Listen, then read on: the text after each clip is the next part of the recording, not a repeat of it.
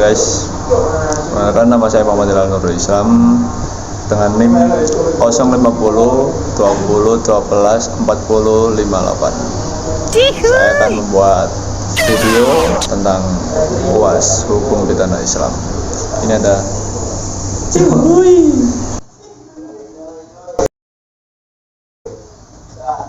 langsung saja kita akan menjelaskan tentang kasus pencurian di minimarket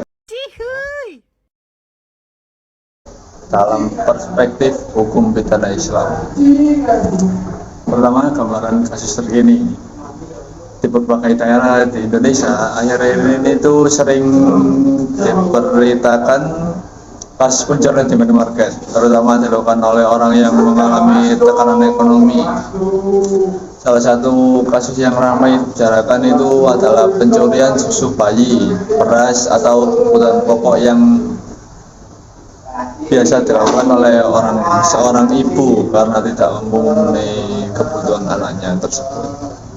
Meskipun barangnya dicuri bernilai kecil, secara hukum positif tetap dikategorikan tindakan pidana pencurian. Yang kedua, analisis hukum pidana Islam.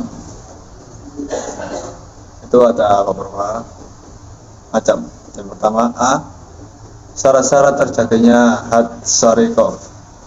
Dalam hukum pidana Islam, pencurian yang dapat dijatuhi hukuman had itu harus memenuhi ketentuan berikut. Yang pertama, barang yang dicuri mencapai nisab. Mayoritas ulama menetapkan nisab setara 1/4 dinar atau sekitar beberapa gram emas. Jika barang yang dicuri bernilai kecil seperti susu atau beras senilai 30.000 sampai 80.000 belum mencapai nisab sehingga had tidak diterapkan. Yang kedua, barang berada di tempat yang penyimpanannya itu yang layak. Minimarket umumnya termasuk tempat dengan penjagaan CCTV, pegawai atau berangkas. Namun barang kebutuhan pokok biasanya berada di rak terbuka sehingga tidak tergolong sebagai hirs yang kuat dalam definisi fikih klasik.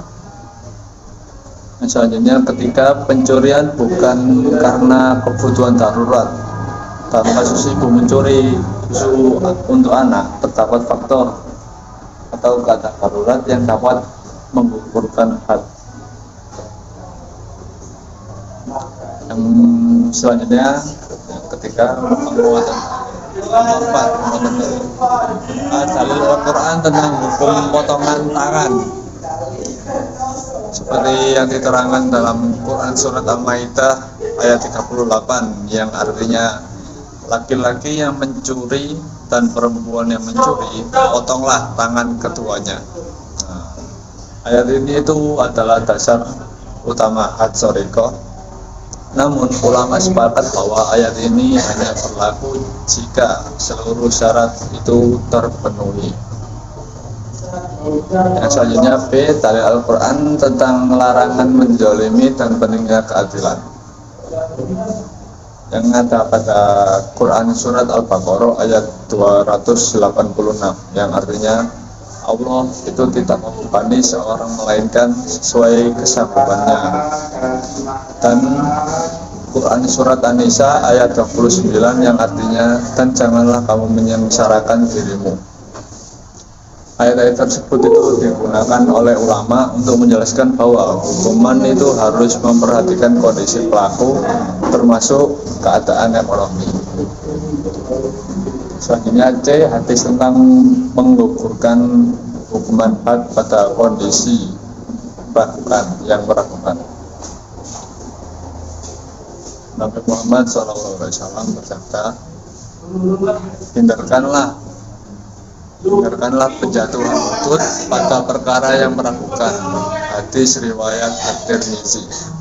Dalam banyak kasus pencurian karena kelaparan, para sahabat itu tidak menerapkan had. Yang selanjutnya, contoh kasus pada masa Umar bin Khattab, ya, pada zaman dahulu ya. Saat terjadi paceklik, Umar itu tidak menerapkan hukum potong tangan bagi pencuri makanan karena faktor darurat, kebutuhan mendesak, atau kalian negara atau tuan tanah dalam memberi nafkah. Ini menjadi presiden kuat dalam fikih jinayah bahwa kondisi sosial ekonomi mengubah jenis hukuman dari had menjadi ta'zir. Selanjutnya yang kelima, jenis hukuman yang relevan atau ta'zir. Karena had tidak terpenuhi, maka pelaku pencurian itu bisa dikenai yang pertama, teguran keras, terus kewajiban mengembalikan barang atau mengganti rugi, denda ringan, kerja sosial, dan pembinaan sosial oleh pemerintah yang bertujuan bukan untuk menghukum berat, tapi untuk mendidik dan mencegah kejahatan berulang sesuai prinsip ta'zir. Nah, selanjutnya yang keenam, penilaian moral dan sosial dalam hukum Islam. Hukum pidana Islam itu tidak hanya fokus pada hukuman pelaku, tapi juga mempersoalkan apakah negara sistem sosial telah menjamin kebutuhan dasar masyarakat, dan apakah kezaliman struktural membuat seorang terpaksa mencuri. Kata lain, sistem Islam itu menekankan keadilan komprehensif, bukan hanya hukuman. Yang terakhir itu kesimpulan. Yang pertama, kesimpulannya, kasus pencurian di minimarket oleh orang miskin adalah isu yang berubah. Yang kedua, dalam hukum Islam, penerapan had membutuhkan syarat yang ketat dan mayoritas tidak terpenuhi dalam kasus ini. Hukuman yang tepat adalah yang ketiga, hukuman yang tepat adalah ta'zir, disesuaikan dengan kemaslahatan dan kondisi pelaku. Yang keempat, dari Al-Quran, hadis, dan praktek Umar bin Khattab menunjukkan bahwa keadilan sosial itu menjadi bagian dari penegak hukuman Islam. Yang terakhir, fokus utama adalah pencegahan, pembinaan, dan keadilan, bukan semata-mata pemberian hukuman berat.